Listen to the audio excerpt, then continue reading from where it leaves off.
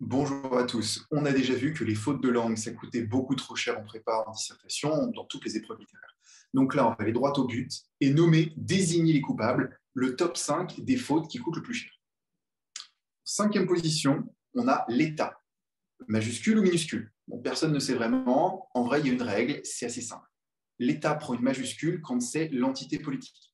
La France, l'Allemagne, les États-Unis, avec deux majuscules. Et par contre, on laisse en minuscule dans tous les autres cas.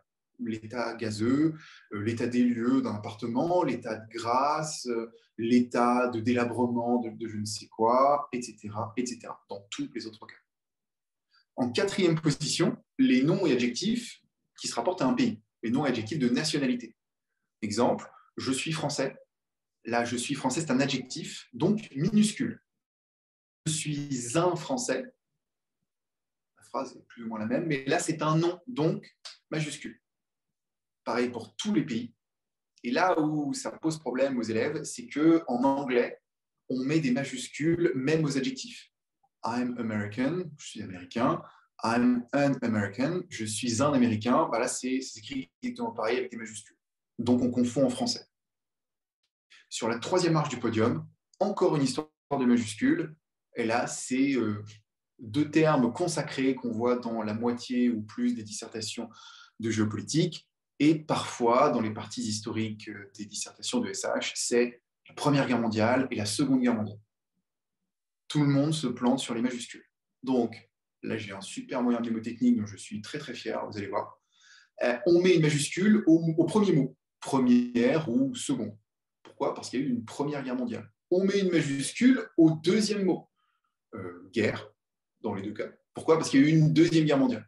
Et on ne met pas de majuscule au troisième mot, le mot mondial, parce que, Dieu merci, il n'y a pas encore eu de Troisième Guerre mondiale.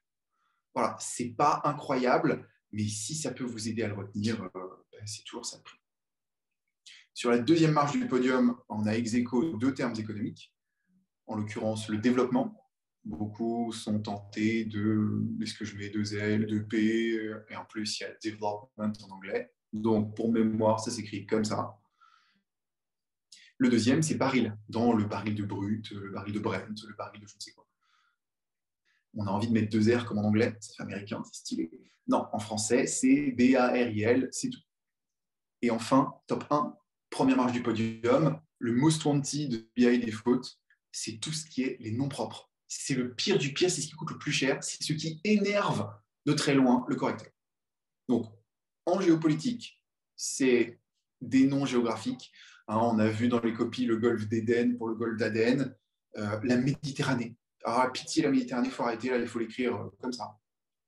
Et en géopolitique encore, on a quelques noms de personnages historiques. Donc, les plus écorchés, ça va être Mitterrand. Voilà, est-ce qu'on met deux T, deux R, un T, un R? Voilà, on met deux T et deux R.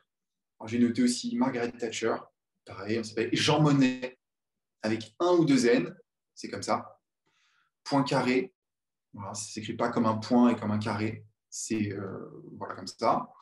Et pour l'ESH, pour l'économie, alors là, c'est quand même beaucoup plus dur parce qu'il y a 1 milliard d'auteurs.